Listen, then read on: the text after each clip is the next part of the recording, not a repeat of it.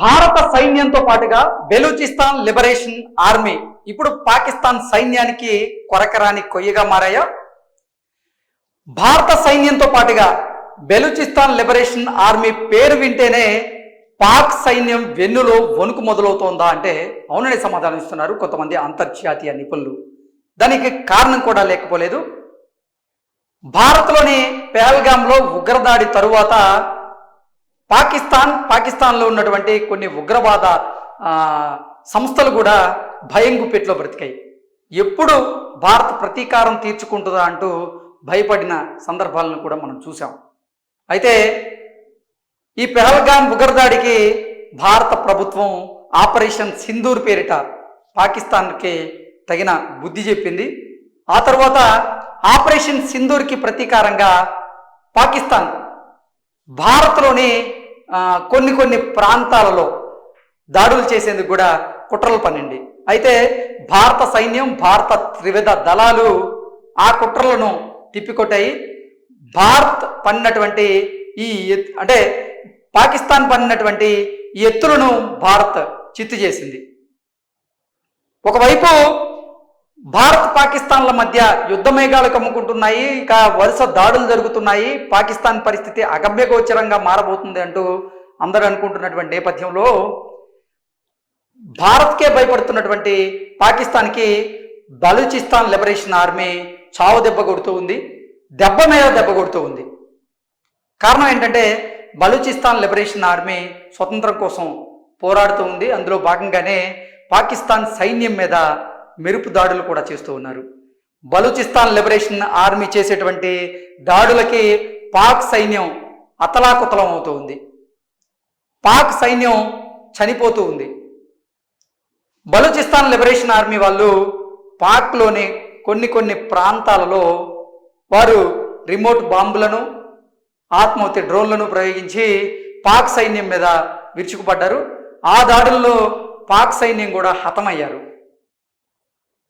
నిన్న రాత్రి Balochistan liberation army Pak సైన్యం మీద దాడి చేసి వారిని హతమార్చి పాక్లో ఉన్నటువంటి కొన్ని సిటీలను ఇప్పుడు బెలూచిస్తాన్ లిబరేషన్ ఆర్మీ వాళ్ళు హస్తగతం చేసుకున్నారు. ఒకవైపు భారత్తో యుద్ధం అంటేనే భయపడుతున్నటువంటి పాకిస్తాన్ ఇప్పుడు బలూచిస్తాన్ లిబరేషన్ ఆర్మీ చేస్తున్నటువంటి దాడులకి మరింత భయపడిపోతుంది అనడంలో ఎటువంటి అతిశయోక్తి అయితే లేదు. బలూచిస్తాన్ లిబరేషన్ ఆర్మీ వాళ్ళు భారత్ ఎలాగో దాడి చేస్తుంది, మేము కూడా పాకిస్తాన్ మీద ఉన్నటువంటి ఆ కక్ష ఏదైతే ఉందో దాన్ని ఇప్పుడు తీర్చుకోవాలి, స్వతంత్రం కోసం పోరాడాలి అంటూ బలూచిస్తాన్ లిబరేషన్ ఆర్మీ వాళ్ళు వరుసగా పాకిస్తాన్లో ఉన్నటువంటి ఆర్మీ క్యాంపుల మీద వాళ్ళు దాడులు చేస్తూ ఉన్నారు, ఆర్మీ క్యాంపులను ధ్వంసం చేస్తూ ఉన్నారు. ఒకవైపు చూసుకున్నట్లయితే భారత సైన్యం, భారత త్రివిధ దళాలు రాత్రి పాకిస్తాన్లో ఉన్నటువంటి మిలిటరీ బేస్లు ఏదైతే ఉన్నాయో వాటిని పేల్చివేస్తూ ఉంది, మెరుపు దాడులు చేస్తూ ఉంది. మొన్న ఆపరేషన్ సింధూర్ పేరిట పాకిస్తాన్లో ఉన్నటువంటి ఉగ్రవాద స్థావరాల మీద, పిఓకేలో ఉన్నటువంటి ఉగ్రవాద స్థావరాల మీద మెరుపు దాడులు చేసింది. జైషే మహమ్మద్ అలాగే లష్కర్ ఎ తోయిబా ఈ ఉగ్రవాద స్థావరాలను లక్ష్యంగా చేసుకుని భారత సైన్యం అయితే విరుచుకుపడింది. ఆ దాడిలో కనీసం 100 మందికి పైగా ఉగ్రవాదులు హతమయ్యారు. అయితే భారత్ కేవలం పాకిస్తాన్లో ఉన్నటువంటి ఉగ్రవాద స్థావరాల మీద, పిఓకేలో ఉన్నటువంటి ఉగ్రవాద స్థావరాల మీద మాత్రమే మెరుపు దాడులు చేసింది. అంతేగాని పాకిస్తాన్ సైనిక స్థావరాల మీద కానీ, పాకిస్తాన్ పౌరుల మీద కానీ ఎక్కడ అసలు దాడులు చేసినటువంటి సందర్భం లేదు. కానీ అంతర్జాతీయ సమాజం ముందు, ప్రపంచ దేశాల ముందు పాకిస్తాన్ భారత్ని దోషిగా నిలబెట్టేటువంటి ప్రయత్నం చేసింది. దానికి కారణం ఏంటంటే పాకిస్తాన్లో ఉన్నటువంటి 4 ఉగ్రవాద స్థావరాల మీద భారత సైన్యం మెరుపు దాడులు చేసింది. అలాగే పిఓకేలో ఉన్నటువంటి 5 ఉగ్రవాద స్థావరాల మీద భారత సైన్యం మెరుపు దాడులు చేసింది. కానీ పాక్ మాత్రం భారత్ సైన్యం పాకిస్తాన్లో 5 చోట్ల మెరుపు దాడులు చేసింది. 5 చోట్ల మెరుపు దాడులు చేసిన క్రమంలో కొంతమంది సివిలియన్స్ చనిపోయారని, అలాగే కొంతమంది సైన్యం కూడా ఆ దాడిలో చనిపోయినట్లుగా నిజంగా ప్రపంచ దేశాలను నమ్మించే ప్రయత్నం చేసినప్పటికీ ప్రపంచ దేశాలకి పాకిస్తాన్ అంటే ఏంటో తెలుసు కాబట్టి నమ్మేటువంటి పరిస్థితి అయితే లేదు. ప్రపంచ దేశాల ముందు భారత్ని దోషిగా నిలబెట్టాలనుకుంటున్నటువంటి పాకిస్తానే దోషిగా నిలబడింది.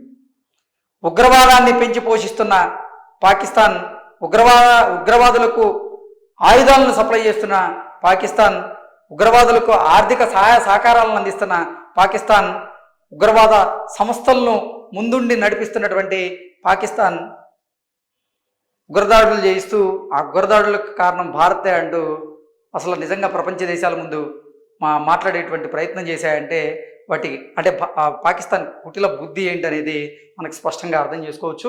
ఇక ఓవరాల్గా చూసుకున్నట్లయితే పాకిస్తాన్లోనే ఒక అంతర్యుద్ధం అయితే మొదలైంది.